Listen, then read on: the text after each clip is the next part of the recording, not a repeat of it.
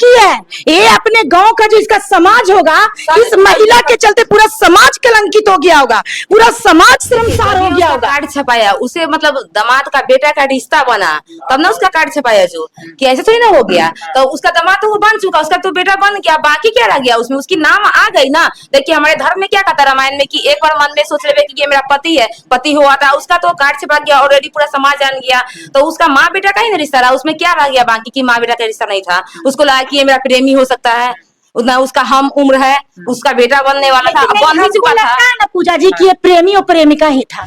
देखिए अभी अलीगढ़ का चर्चा पूरे देश में हो रहा है। कहा जा रहा है कि एक सास जो है दामाद के साथ में फरार हो गया, तो एक दामाद जो होने वाला था उस सास के साथ में फरार हो गया। इसी पर हम चर्चा करने के लिए नारायणी शक्ति फाउंडेशन के राष्ट्रीय अध्यक्ष सरिता राज जी है, इनके सहयोगी है, इनसे हम चर्चा करेंगे कि हालांकि कलयुग के नाम पर ऐसा क्यों हो रहा है। क्या कुछ कहिएगा इस घटना पर आप?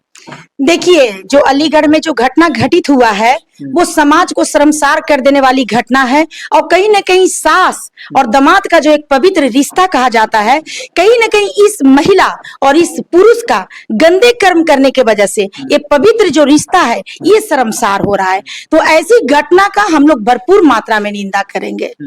लेकिन कलयुग के नाम पर ऐसा क्यों हो रहा है? आप लोग तो लगातार क्षेत्र में घूमते हैं, समझाने का काम करते हैं, घर बसाने का काम करते हैं, बहुत सारे फाउंडेशन, बहुत सारे एनजीओ इस तरीके से चल रहा है, फिर भी इसका प्रभाव कहीं ना कहीं नहीं दिख रहा है। देखिए हम लोग जितना कर रहे हैं समझ लीजिए कि वो मान के चलिए, तो जितनी घटनाएं अभी समाज में घटित हो रही है, तो चाहे जितना बिहार में समाज सेवियां हो जाए, चाहे पूरे देश में जितना भी संगठन बन जाए, मुझे लगता है कि बहुत कम ही पड़ने वाला है। क्योंकि आज जो पुरुष हैं वो भी अपने जीवन में बहुत जोर शोर में भटकाव ले रहे हैं, और महिलाएं भी जोर शोर में भटकाव में जा रही हैं।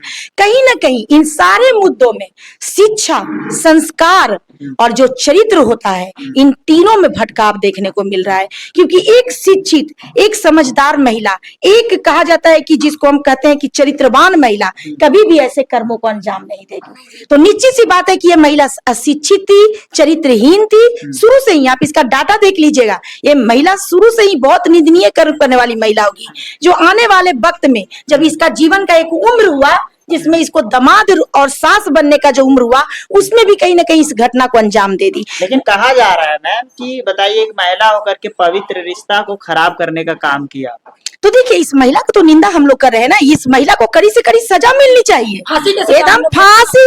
देखिए हमारी जो फांसी की सजा मिलना चाहिए। हम लोग सरकार से अनुरोध करेंगे, विनती करेंगे कि सर ऐसा महिला को, ऐसा पुरुष को फांसी दिया जाए।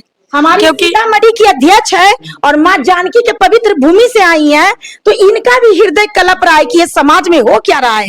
ये पवित्र रिश्तों को बदनाम करने वाली स्त्रियां क्यों समाज में सरेआम घूम रही है। कड़ी से कड़ी इन लोगों को सजा होनी चाहिए। वो माँ है ही नहीं, माँ के लायक है ही नहीं। माँ का पोस्ट जो होता है ना गरिमा, वो खत्म कर चुकी है। माँ एक पवित्र रिश्ता होता है, बच्चे को संस्कार देती है, आचरण संस्कार व्यवहार का शुरुआत माँ ही करती है। जब 9 महीना गर्भ में रखती है बच्चे को, जन्म देने के बाद पहले शिक्षिका माँ ही होती है। जब माँ ही इस तरह का घटिया काम करेगी तो देश में क्या रह जाएगा? धर्म तो अधर्म फैल गया पूरा में।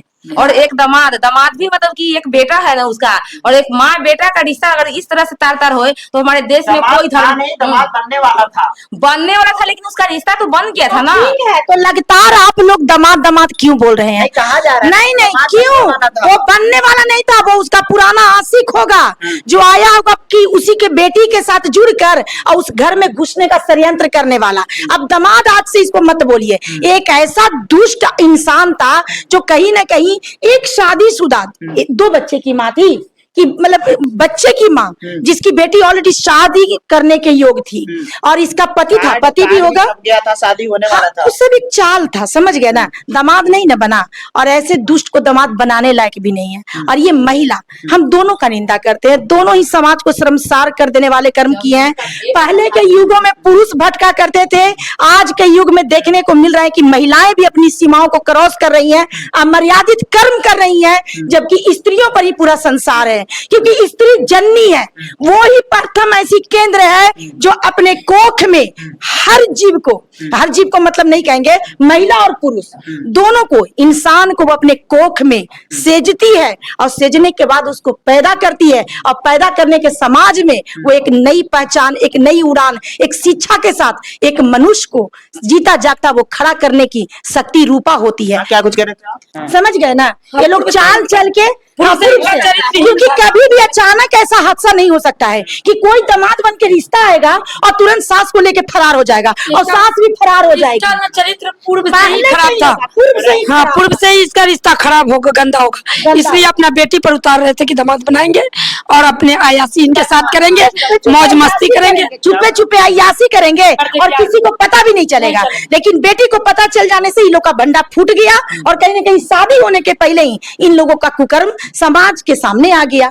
तो बस यही चीज है, हो सकता है तुरंत के तुरंत प्रेम नहीं हो सकता है, तुरंत के तुरंत ही भटकाव हो ही नहीं सकता है, समझ गए ना। और अभी तो दामाद बना भी नहीं था, हो सकता है कि दामाद घर में आए ऐसे ही सेटमेंट था, ये पूर्व से ही सेटमेंट बात था। कि एक बच्चा का ही भविष्य नहीं ना खाई है। एक माँ होकर के इसके पास जितना बच्चा होगा सबका भविष्य खा गई। कल अब कोई लोग इसके घर से रिश्ता जोड़ना नहीं चाहेगा क्योंकि इसकी माँ ही फरार हो जाती है दामाद लेकर के से। ना कोई मतलब कि लड़का इसके लड़का से कोई शादी करना चाहेगा, ना इसके लड़की से शादी कर, इसकी माँ ही खराब है। हो सकता है कल समझी को लेके ही फरार हो जाएगी। ऐसे गंदे खराब